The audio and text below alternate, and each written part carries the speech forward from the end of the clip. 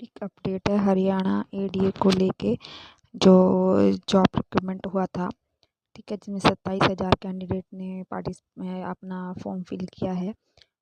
Punjab and Haryana high court में एक writ लगी है Lakhan Singh versus state of Haryana, और वो इसलिए लगाई गई है, जो सिलेबस है एग्ज़ाम का वो जो है, जो फर्स्ट स्क्रीनिंग टेस्ट एग्ज़ाम है वो एकदम अपोजिट है लॉ के, और सेकंड में सारे सब्जेक्ट लॉ से रिलेटेड है।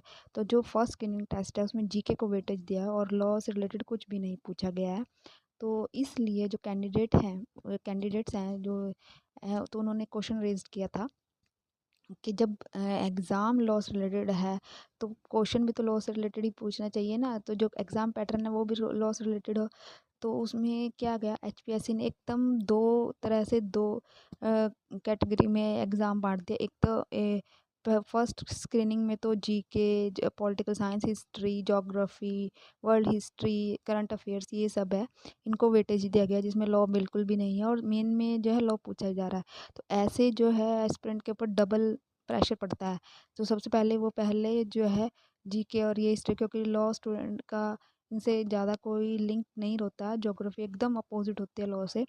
तो और तुरंत उसमें फिर जो है मेंस के लिए सारे लॉ का सब्जेक्ट, लॉ खुद में ही एक बहुत बड़ा सब्जेक्ट है, बहुत वास्ट इसका सिलेबस है।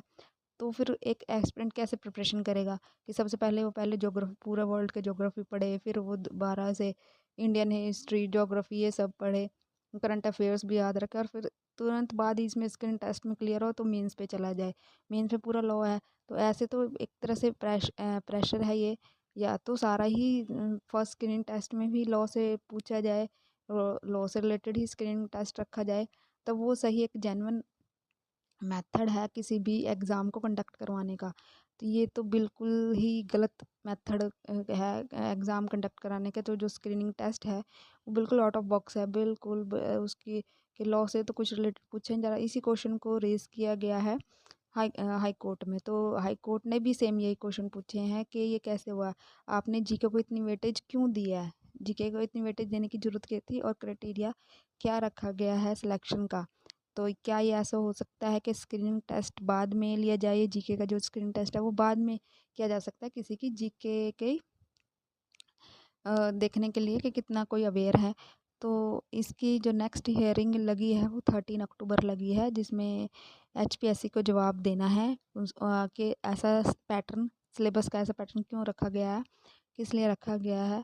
ये एक इन्फॉर्मेशन थी हरियाणा एडीए से रिलेटेड। ठीक है, आपको